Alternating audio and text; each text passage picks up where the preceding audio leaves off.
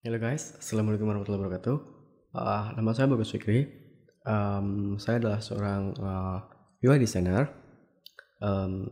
Kali ini saya akan coba untuk share pengalaman saya kepada komunitas Design Academy tentang how to be a pro UI designer. Semoga ilmunya dapat bermanfaat, and see you in the screencast. Thank you.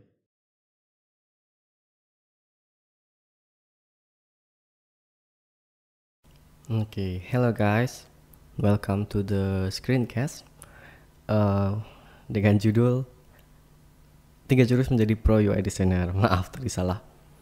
Ya boleh juga sih sebenarnya how to be a pro UI designer.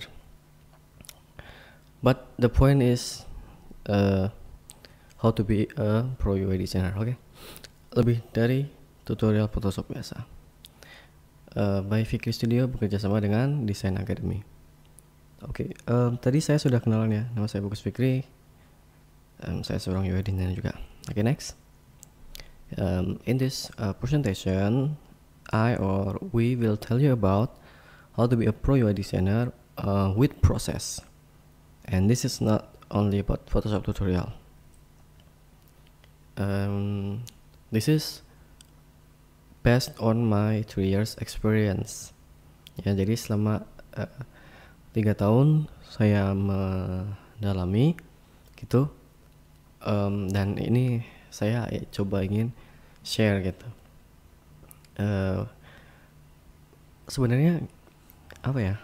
Sebenarnya awalnya saya mohon maaf kalau saya bukan bermaksud untuk apa ya, jadi menggurui atau apa gitu ya, sebenarnya banyak yang lebih jago, lebih experience-nya jelas lebih banyak, skill-nya jelas lebih bagus. Cuman ya karena sempat diminta sama pribadi ingin share sendiri juga, jadi ya beginilah. Mohon maaf kalau mungkin terkesan atau gimana. Di dalamnya ini ya kayak semacam apa ya, kebanyakan opini berdasarkan my experience. Next, I will tell you the smart way and the right way. Jadi ibaratnya itu tuh dibikin bulat supaya enak jalannya ke depan gitu. This is the fundamental, I think, before we start lebih jauh di Design Academy. Nah, who is this for? Tutorial atau screencast ini itu untuk siapa saja sebenarnya yang ingin belajar UI design. Terus untuk pemuda yang sedang mencari jati diri, sedang mencari passion. Terus untuk siapa saja yang udah tertarik dan ingin mendalami sejak dulu tapi bingung mulai dari mana gitu. Terus untuk orang-orang yang berpikir bahwa inilah bakat saya. Next. Sebelumnya saya mau share sedikit tentang adab belajar atau etika belajar ya. Disclaimer lagi sebelumnya, saya minta maaf kalau misal terkesan gitu saya minta dihormati atau apa gitu, enggak. Maksud saya itu supaya ini bisa diterapkan ketika Anda belajar dimanapun gitu, di kampus, ke teman Anda atau ke siapapun, formal atau informal. Belajar kan nggak harus formal di kampus gitu kan. Belajar itu bisa ke teman, kenalan gitu, secara informal. Nah, baiknya itu kan ada etikanya kan, ada adabnya. Nah, singkatnya tuh kita semua harus memahami bahwa ilmu itu kan maha tinggi. Maka kita harus merendah dalam tanda kutip supaya dialiri ilmu yang maha tinggi itu. Bayangin kalau teman-teman belajar gitu ke dosen, tapi nggak sopan ke dosennya. Itu mending kalau kita udah bayar kan, bayar kampus. Tapi kalau misal ke temen atau kekenalan gitu yang nggak bayar gitu tapi adabnya kok nggak baik, ya gimana ya, itu nggak merendah namanya menurut saya. Oke. Jadi apa ya, merendah itu dalam tanda kutip sopan, apa ya, tidak, ya tidak, pokoknya sopan itulah.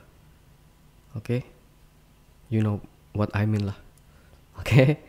Insyaallah bermanfaat kalau sopan. Oke, next. Ini sebenarnya presentasi yang saya mau share udah lama, cuman belum sempat. Baru sempat di Amikom kemarin, dan mau bikin screencast-nya ini belum sempat, dan kebetulan ini ada tawaran dari Design Academy. Ya udah sekalian aja lah itu. Nah, sebelumnya tadi saya udah kenalan kan UAM, tapi di sini saya juga mewakili UWIAR juga. Kita adalah Fikri Studio. We are a small studio focusing on UI and UX. We do some creative, fun, beautiful work, and we crafted pixel by pixel and more attention to details. And this is the current team member. Previous story-nya start Juli 2013, 2014. Alhamdulillah ada teman yang mau bantu, tapi secara remote di Bandung, Surabaya. Nah, terus alhamdulillah 2016 udah ada headquarter yang ini tadi di Yogyakarta. Oke, next. What and why UI? Oke, pertama, what is UI? Apa sih user interface itu? Menurut hasil riset dan pandangan saya, user interface UI itu adalah singkatan dari user interface, dan user interface sendiri itu adalah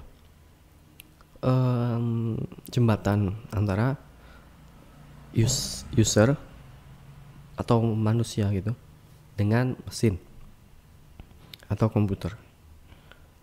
Mesin itu bisa macam-macam, bisa komputer, printer, dashboard mobil, HP, ATM, mesin cuci, kulkas yang smart, terus bisa AC juga mungkin, terus mesin yang beli buat tiket itu di Indomaret, terus apa lagi ya, almost everywhere now ya, karena semakin maju teknologi semakin banyak yang smart smart TV mungkin. Nah, TV bener, pokoknya gitulah. Intinya user interface itu adalah jembatan antara manusia berinteraksi dengan mesin atau komputer. Dan ini adalah pandangan saya, guys, tentang user interface dan hubungannya dengan UX. Jadi menurut saya UX itu UI itu adalah bagian dari UX. Dan di dalam UX itu sebenarnya itu ada banyak banget. Di setiap rancangan yang berhubungan dengan user itu dinamakan user experience. Mungkin desainer produk seperti desainer kursi atau desainer monitor mungkin, atau desainer apa ya, dashboard mobil atau apapun, atau produk apapun gitu, itu ada UX-nya. Terus dan UI itu ada di salah satu itu UX. Oke, next. Why I'm sharing about UI dan beberapa fakta UI. Pertama, karena bidang saya yang saya geluti sejak beberapa tahun yang lalu. Terus dalam rangka mencerdaskan anak bangsa. Ini beneran pengen.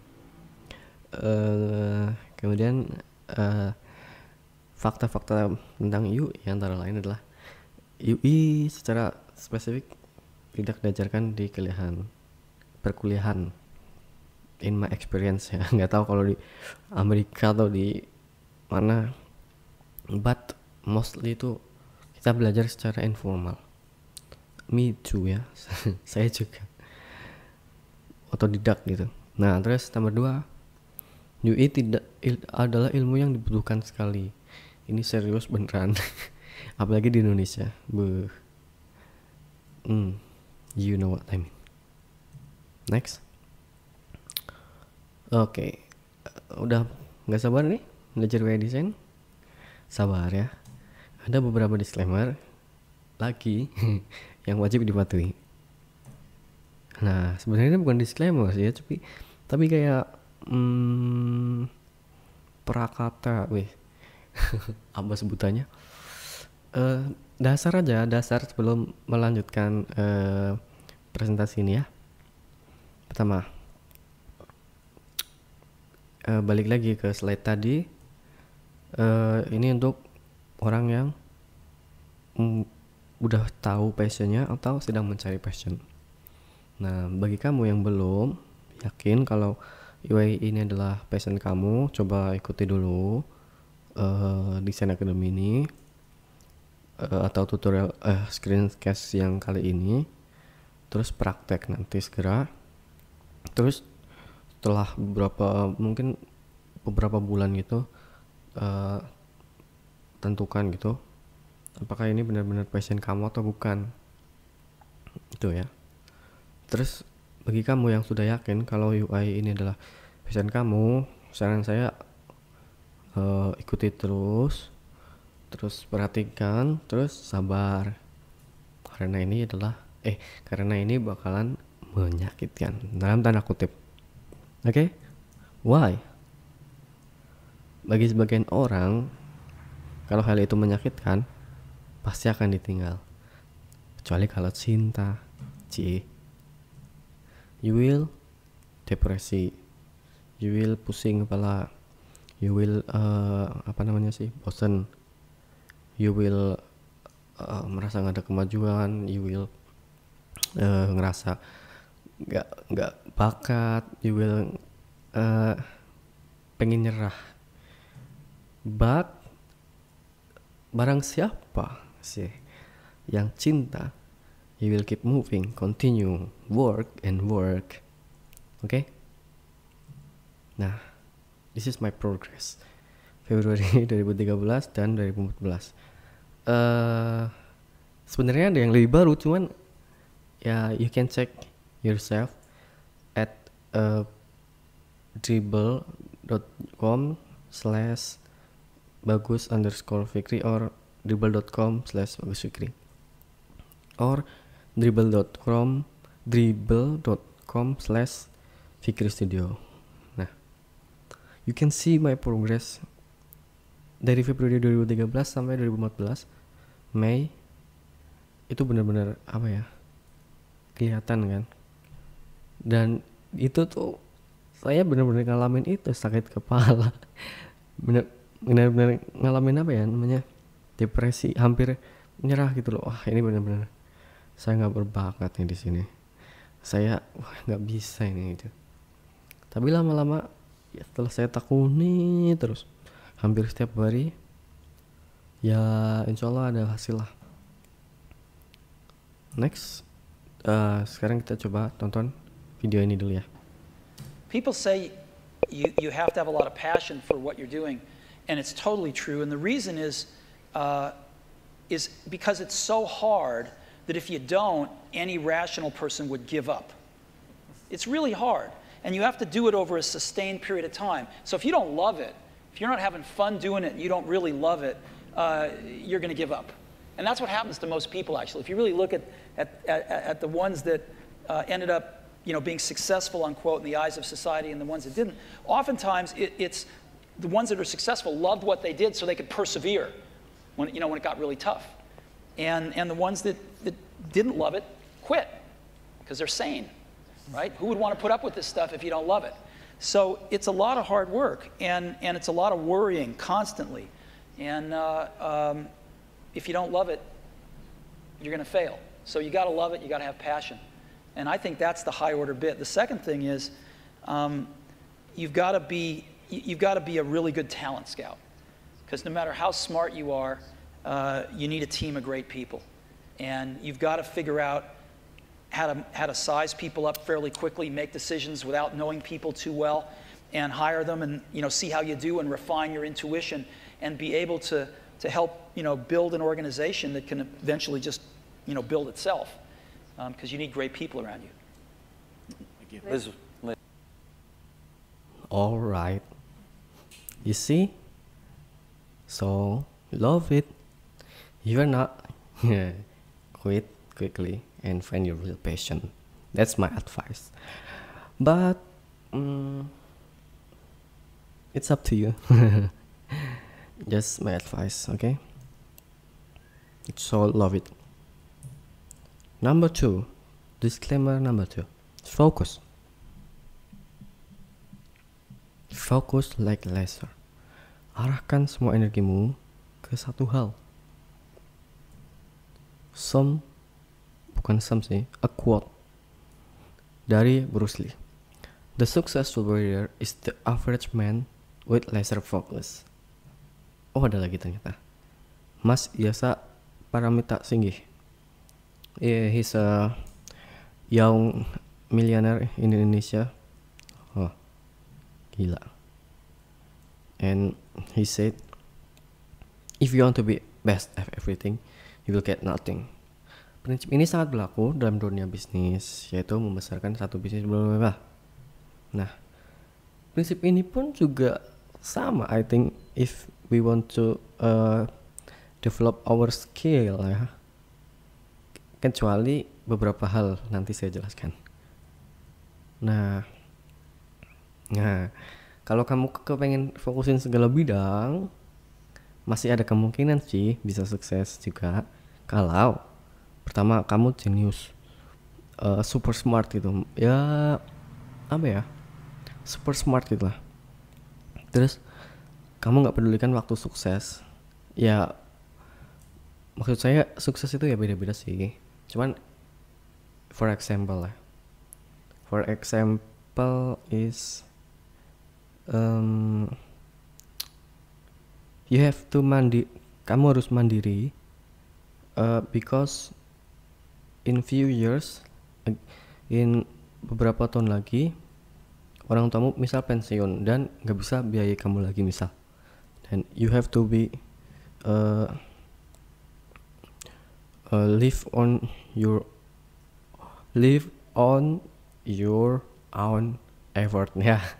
Jadi orang tua misal nggak bisa biayai kamu lagi, in 2 tahun, in 4 tahun, you have to mandiri kan.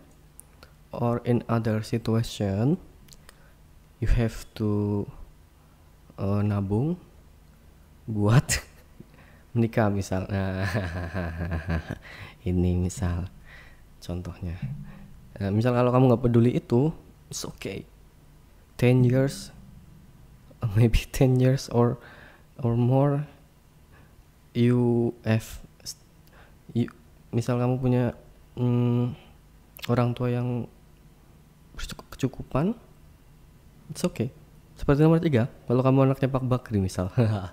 Kalau kamu anak Pak Bakri, I think it's okay if you but it's up to you. Nanti ada penjelasan lagi kok. Okay? Next. Nah, bukan saya melarang belajar hal lain sih. Tapi kalau saya pribadi sih, saya ingin sukses semudah mungkin seperti tadi kan. Nah, saya juga tetap belajar beberapa hal lain untuk mendukung fokus utama. Tetapi tetap fokus utama ya tetap fokus mendukung. Nah, ini lanjut. Dalam pencarian passion juga kan dibutuhkan banyak belajar hal yang lain gitu, sampai menemukan sesuatu yang benar-benar dicintai. Nah, terus yang pertama nih, kata kuncinya mendukung. Misal as a UI designer, saya juga belajar Photoshop Illustrator dikit, Sketch app, front end. Dulu saya front end juga tapi dikit. Terus suatu hari memutuskan untuk fokus ke UI. Back end I have no idea at all. Database juga, dan ngerti dikit banget. WordPress ngerti dikit banget. Front end ngerti dikit lah. Nah itu Bootstrap itu belajar nggak apa-apa menurut saya, itu karena mendukung fokus utama. If you bisa PHP gitu-gitu, it's okay, it's better. Jika kamu bisa belajar PHP, UI, semuanya in the same time like me, mungkin Anda genius, it's no problem, it's up to you. But me sendiri sebagai orang apa, menurut saya itu nggak jenius ya, saya harus belajar lebih banyak waktunya. Maksudnya 2 tahun orang jenius itu bisa belajar UI, programming, mobile atau website programming, mungkin bisa. But saya itu perlu waktu yang lebih lama untuk belajar satu hal. Jadi ya itu, saya fokus dulu, oke? Kemudian dalam pencarian passion butuh banyak hal kan. Alhamdulillah saya udah mulai gitu belajar banyak hal itu sejak SMA. Jadi pas lulus SMA itu saya udah ngerti. Ini saya tertarik banget bidang dulu web design ya kan. Makanya saya belajar front end juga. Nah terus awalnya kan dari graphic design, terus saya suka coding juga sebenarnya. Terus ini kok bisa digabung ya, desain dan coding, namanya desain website gitu. Oh, asik juga nih. Turns out jadinya suka itu, kerja di Jakarta dan bisa suka passion di desain website. Lama-lama ke ini namanya UI, fokus ke UI, oke? Itu cerita saya. Next, nah, for me time is matter ya. Waktu itu penting. Seperti yang saya jelaskan tadi, berhubungan dengan apa yang Anda artikan sebagai sukses itu. Logikanya begini nih. Ini kalau yang saya sebagai saya ya, yang nggak jenis banget gitu. Itu desain belajar selama 5 tahun. Itu belajar PHP, Java, jaringan, fotografi, desain, semuanya. Terus yang B itu dengan otak misalnya kemampuan yang sama dengan 2 tahun tapi spesifik to UI design only, insya Allah statusnya menguasai. Dan yang A insya Allah setengah-setengah. you can apa ya, bisa lihat sendiri contoh-contohnya. Saya nggak mau jelek-jelekan orang deh. Nggak usah, bisa lihat sendirilah bagaimana sistem pendidikan di Indonesia. Next, nah ini yang jadi problem. Yang jadi apa ya namanya, penting-penting tapi nggak penting gimana gitu. Ya kalau kita ngejar skill gitu, insya Allah sukses ya, mengejar kita juga gitu. Nah ini sama, if we memang pantas, skill kita bagus, of course lah pendapatan kita juga bisa lebih bagus daripada yang skillnya setengah-setengah. Logik kan, masuk logika. Alright, next. Be good at one thing and manfaatnya. Ini saya cuma menyebutkan manfaatnya ya. Kamu jadi spesialis, ahli, dan ahli itu dibayar mahal, you know. Ahli dokter jantung itu dengan dokter umum itu mahal mana coba? Dokter ahli mata, ahli hewan mungkin, ahli anything, it's different. Kemudian kamu lebih dikenal dan mudah dipahami orang. Kamu tidak pusing-pusing dengan hal yang lain juga tuh. Fokus ke satu hal. Kamu juga bisa bahagia. Kamu bisa sukses semudah mungkin, insya Allah, amin. Kamu bisa muncul lebih cepat. Wah, ini nih nomor 6 ini paten. Oke, next. Oke, masuk ke 3 jurus utama. Ini adalah 3 level ya, 3 tahap yang berbeda, 3 step, tapi sebenarnya satu kesatuan gitu, kayak apa ya namanya? Pernah tahu logo recycle itu belum? Yang di tempat sampah recycle gitu, 3 itu, kayak gitulah kurang lebih ya. Pertama nih, kalau mau menjadi gitaris nih, kira-kira apa ya yang harus saya pelajari gitu? Tentu kunci gitar kan, cara memakai gitar lah. Kunci gimana sih cara megang gitar gitu? Di kayak biola atau gimana gitu kan? Gitu. Terus kunci-kuncinya. Nah, kalau saya mau jadi chef, apa yang perlu saya pelajari? Tentu cara memakai pisau dan peralatan musik. Kalau saya mau jadi supir, ya itulah supir, setir, pedal, gas, rem, tombol-tombol lain yang ada di mobil, ya kan? Nah, ini kalau mau jadi UI designer, apa coba? Ada yang mau coba jawab? Nggak bisa ya, sorry. Ini sebenarnya kemarin buat live presentation soalnya, jadi ada pertanyaan. Jawabannya adalah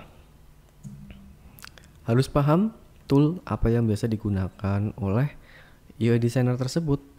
Biasanya sih menggunakan Photoshop atau Sketch app.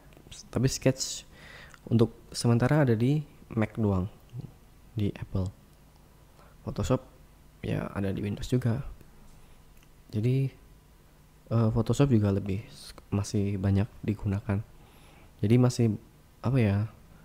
Belum, Sketch itu belum sepopuler Photoshop karena limitationnya itu. Mungkin developer juga, front end developer juga banyak kan belum pakai Mac. Nah, itu jadi masalah biasanya. Padahal Sketch itu keren banget menurut saya. Ada juga orang yang bilang nggak keren sih, ya nggak apa-apa sih, menurut saya asik. Oke.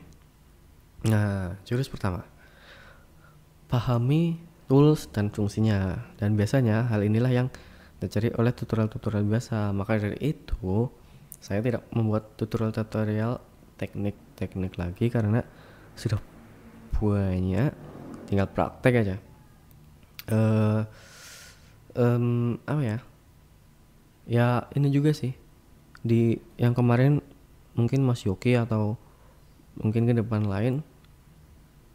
Tapi mungkin juga saya bisa bikin lagi juga sih, ada rencana. Itu namanya paham untuk memahami tools dan teknik-tekniknya. Nah itu jurus pertama itu menurut saya. Jadi ikuti aja terus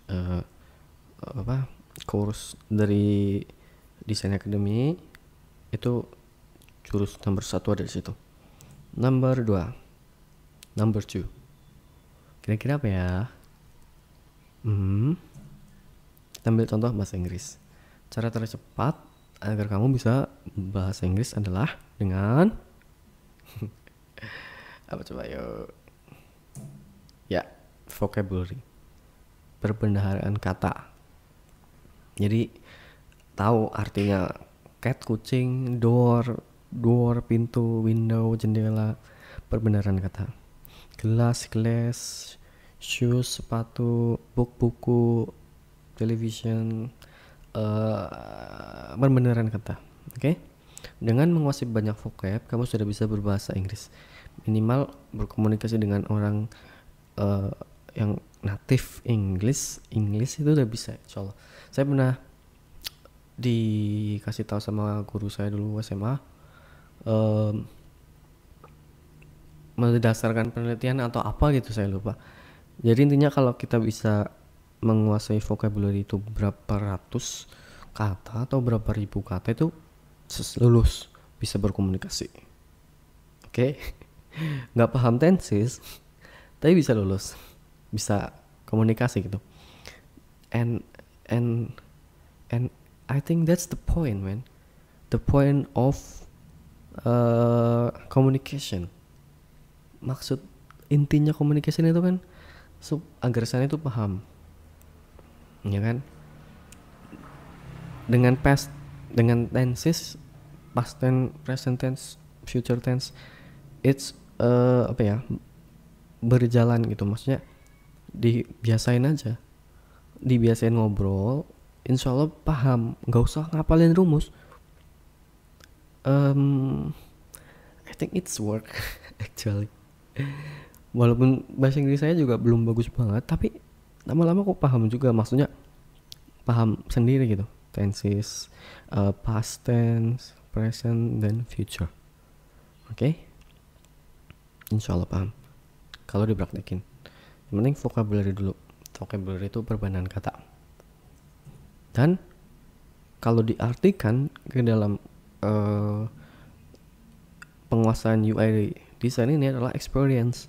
Vocabulary dalam UI design, pengalaman, pengetahuan, dalam arti ya macam-macam layout, macam-macam elemen, fungsi-fungsi elemen dari UI itu, dari website atau mobile, terus trend, stylenya juga, macam-macam istilah, padding, white space, pixel, perfect design, grid system, etc. Dan itu poin-poin pentingnya. Dan bentar, balik lagi. Dan gimana cara belajar vocabulary dalam UI design ini, nanti saya kasih tahu. Oke? Next, listen ya, dengerin. Ketika pemain gitar sudah menguasai kunci-kunci gitar, udah paham C gimana, D gimana, apa yang dia lakukan selanjutnya? Tentu memainkan gitar kan. Tapi kan memainkan musik orang lain dulu, nggak mungkin dia langsung bikin lagu, kecuali dia jenius banget. Oke, kita anggap kita ini orang biasa-biasa semua. Oke, dengan dengan otak yang sekedarnya. Oke, jika jenius mampu menguasai dalam setahun, kita harus mungkin 2-3 tahun baru bisa menguasai. Oke. Sebagai orang biasa mungkin memainkan musik orang lain dulu, jelas jelas saya juga mengalami, mesti saya mainkan musik orang lain dulu, terus menggunakan gaya orang lain juga. Oke. Next, saya punya teknik nih untuk meningkatkan experience atau vocabulary dalam UI design. Sama dengan sang pemain gitar, kita mainkan musik orang lain dulu. Nah, ini jurus nomor 2 ini sebenarnya. Nah, pertama nih ya, buka website design showcase, Dribbble atau Behance, terserah. Ada lagi sih yang lain, cari aja sendiri ya. Tapi yang prefer saya 2 ini. Nah, pilih salah satu desain gitu yang kamu suka, UI, tapi soalnya di situ biasanya ada ilustrasi, ada logo, macam-macam. Nah, tapi pilih yang kamu suka satu, terus yang kira-kira kamu udah bisa bikin gitu, atau enggak yang belum bisa bikin juga nggak apa-apa. Nah, terus coba tiru plug desain itu 100%. Nah, itu dengan menggunakan ilmu nomor 1 yang sudah kamu punyai. Tapi jangan di-share di sosial media, maksudnya jangan diklaim sebagai punyamu gitu. Hanya untuk belajar aja, murni untuk mendapatkan experience. Nah, ini saya jelasin dulu dengan ilmu nomor 1, maksudnya itu dengan teknik itu tadi. Nomor 1 kan teknik tuh, penguasaan teknik atau tool Photoshop itu sendiri. Gimana cara bikin diffuse shadow, gimana cara bikin button ini bisa rounded corner, gimana bikin slider, bikin ini bikin typography, nomor 1. Alright. Nah, terus nomor 4, kalau nggak bisa bikin, nah itu balik lagi ke nomor 1. Misal ini gimana bikin shadow begini ya, balik lagi ke nomor 1. Nomor 1 itu penguasaan tool. Kalau nggak bisa ya tanya ke saya atau ke grup atau ke Mas Yoki atau ke teacher lain di di Design Academy, atau di grup aja sih biasanya tuh. Oke. Nah, maka dari itu ini tuh sebenarnya tiga level tapi satu kesatuan. Jadi bisa bolak-balik 2 ke 1, 3 ke 2 dan seterusnya. Terus lakukan itu sampai merasa ada progres. Bisa bikin itu diffuse shadow, bisa bikin button, bisa bikin typography yang seperti itu. Nah, itu berarti ada progres. Saya sendiri tuh berbulan-bulan bahkan bertahun-tahun baru ngerasain ada progres setelah dibandingin desain yang lama. The only designer problem is ketika balik lihat desain yang bertahun-tahun yang lalu. Ketawa-ketawa itu berarti tandanya ada progres. Oke? Kenapa meniru? Dari mana lagi kita belajar kalau bukan dari yang terbaik dan pendahulu-pendahulu kita? Sama seperti sang pemain gitar kan. Dengan meniru tersebut akan ada proses pembelajaran, pertama penguasaan tool dan teknik-tekniknya. 2. Pengalaman, pengetahuan akan elemen, style dan lain-lain, termasuk mungkin user experience juga. Nomor 3, eventually bisa mengasah feeling dan insting. This is the point. Feelingnya, seniman apa sih yang bisa diandalkan kan feelingnya dan insting. Oke. Nah, dalam tahap ini saya membuka semacam konsultasi. Mungkin ini bisa diterapkan di Design Academy juga sih ya. Ya udah sih sebenarnya di Design Academy itu konsultasi gitu, koreksi hasil belajar. Saya akan memberi feedback seperti ini nih. Nah, contohnya ini dari anak teman saya, adik kelas di Amikom. Contohnya seperti itu di atas itu yang desain asli, yang bawah itu desain buatan. Tapi itu jangan di jangan di trace gitu, trace itu kan ditempel, di jiplak ulang di atasnya, jangan gitu.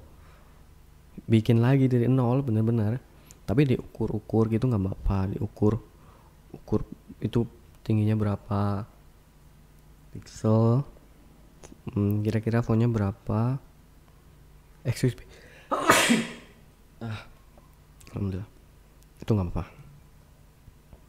Contohnya tuh 555, tapi kalau yang newbie 515 6.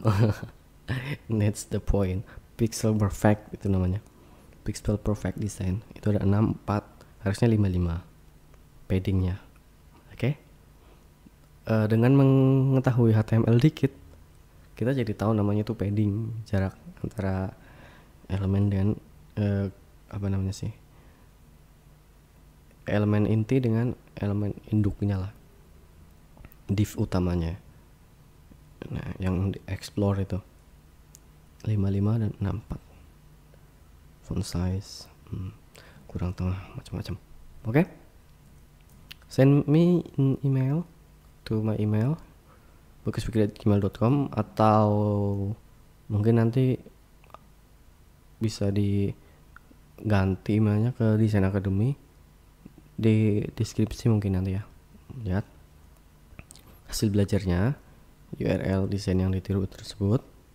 Terus mungkin setiap weekend atau waktu luang baru saya akan coba bantu koreksi dan kasih feedback ya. Mohon maaf, mungkin banyak banget ini yang mau ngirim, dan saya juga alhamdulillah banyak kerjaan, maksudnya mengurusi sesuatu gitu ya, jadi nggak bisa free setiap saat, jadi tolong sedikit menghargai. Sabar kalau belum di kasih feedbacknya, tapi insyaallah kalau sempat saya pasti bantu buat kasih koreksi dan feedback. Oke? Jam yang fokus dan rajin, insya Allah dapat hadiah, wis, kaos gitu atau dribble invitation. Saya ada beberapa sih invitation, tapi ini saya nggak mau bikin itu. Ya ini buat ini sorry ya teman-teman, buat ini aja, buat teman-teman yang minta itu saya mohon maaf. Ini saya pengen buat teman-teman yang belajar dulu biar termotivasi gitu. Oke? Semangat ya. Nah ingat, nggak ada feedback dari saya pun harus bisa belajar sendiri. Anda kan tanggung jawab dengan diri Anda sendiri kan, bukan tergantung saya. Oke. Harus ada sense of urgency. Sense of urgency itu apa ya? Kayak semacam ada kayak urgent itu apa sih, penting gitu loh. Merasa penting untuk belajar, tapi kesadaran diri gitu. Saya kalau nggak belajar saya bakalan gini-gini aja. Saya nggak bakalan berkembang, saya nggak bakalan bisa wujudin mimpi saya nggak bakalan bisa bahagiakan orang tua saya. Oke? Terus, nah itu tadi, saya kan juga punya kesibukan ya. Apalagi ini juga kan free juga kan. Ini aja kalau saya ada waktu luang dan weekend, nah bisa saya respon tuh. Oke? Nah, tahap 3, jurus 3, tahap kreativitas. Nah dalam tahap ini, sang pemain gitar itu sudah bisa menemukan gayanya sendiri dan juga bisa membuat lagu sendiri, karena sudah menguasai jurus nomor 1 dan jurus nomor 2, teknik dan vocabulary experience. Belajar menangani kasus. Di sini tekniknya tuh kita coba belajar menangani kasus ya. Bisa membuat kasus sendiri atau bisa ikut-ikutan kontes-kontes gitu di 99 atau di tempat lain, 99 design misal, atau di tempat lain, supaya untuk melatih pemahaman terhadap briefing dari projectnya dan menerjemahkan pemahamanmu ke dalam desainmu gitu. Nah, dalam tahap ini kamu harus dan bisa belajar mengenai desain workflow yang mungkin nanti akan disampaikan oleh yang saya dengar sih dari yang akan disampaikan oleh Mas Dwinawan dan Mas Gani Pradita. Itu yang saya dengar dan saya excited banget. Dulu pernah ikutin workshopnya Unite UX pembicaraan Mas Dwinawan. It's totally awesome, open my mind. Wah, great. Dan penerapan semua ilmu dari jurus nomor 2 termasuk mungkin ilmu user experience design. Oke. Experience design itu intinya membuat user nyaman, mudah, cepat, efektif, efisien menggunakan desainmu. Itu ya. Nah, of course, it's not easy ya. But if you love it, you will rock.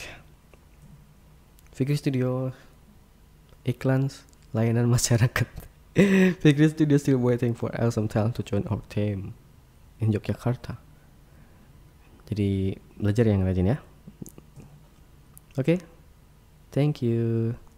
Semoga bermanfaat. Mohon maaf jika ada kesalahan kata atau sesuatu yang melukai hati. Mohon dimaafkan. Murni ingin sharing, bukan pamer, bukan apapun. Oke? Thank you guys. Assalamualaikum warahmatullahi wabarakatuh.